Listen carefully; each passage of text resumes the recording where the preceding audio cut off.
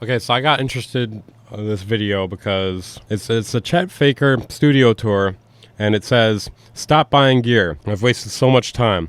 I want to find out what he means by that, but I do kind of believe in the same sort of sentiment. Little dungeon. It's pretty small, but I kind of like it small. Sort of stops me getting distracted. And That's what she said. I actually have this funny rule. I'm not allowed to have poly synthesizers in my studio because Why is that? because I just get lost. I think people waste so much time searching for, new sounds or synths. I can't think of it, but there are a lot of great songs with great synth sounds. If a great synth sound is like maybe 30% of a track. Of course, with dance music, it's different. I found I would just spend hours, What does that have to do with it being a polyphonic synthesizer, though? tweaking different patches and I just do a million different sounds. Drop it in and Discord. It's like, man, it does just pick one. Get on with the song. I have one piano.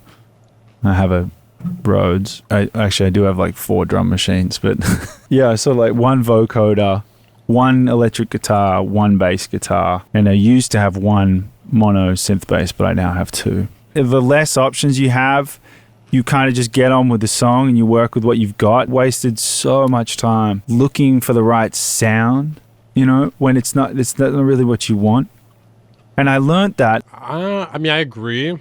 I agree that there's definitely, you can have way too much. Too many choices can be paralyzing, but having a lot of choices sometimes is really nice because not everything works together. It was a really valid lesson in about 2016 or 2017, which was when I'd sort of the Chet Faker thing had done really well. I was in a really great place and I made a bit of money.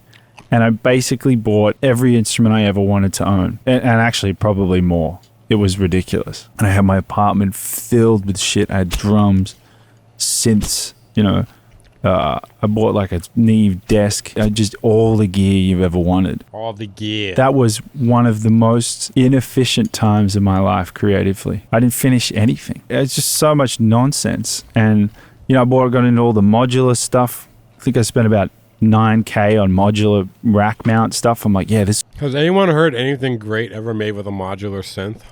I'll wait. I'll fucking wait. I have all night. I played with it for hours. I've used that thing once on one song, and all I did was use the reverb on it. I didn't even use the thing. But at the time, I really got fooled into thinking it was all really important and all that. In retrospect, it's like, oh no, if I look back at all the times when I've really got to the point of a thing and written a song or recorded a song, there were absolute limitations there, and I was just forced to work and piece the song together. So I quite like my little aesthetic dungeon down here. I just have I don't have much at all. I only have 3 preamps and I only use 2 of them. No, it's a great setup. It's great peering in. What's cool is that everything seems to hand. So if you think of something, you can immediately just reach out and touch it. Yeah, that's a big... maybe if you were an octopus. And I think anyone who's creative is lazy, right? Because you're like, let me just find out a way to get to do something that hasn't been done before because I can't be bothered going the way that that has been provided to me. What? That doesn't even make any sense. But yeah, being able to have the keys right next to me is really useful. Okay, that was interesting. I do agree, though, with the sentiment of the video. Having way too many options can be paralyzing, which is like one reason, like the Waves bundles and stuff like that. They're super overwhelming. When you open them up, you're just like, I don't even know where to start. There's like 100 plugins in here. And they're not even labeled what they do. You have to look at the model numbers and stuff like that and then go and look it up.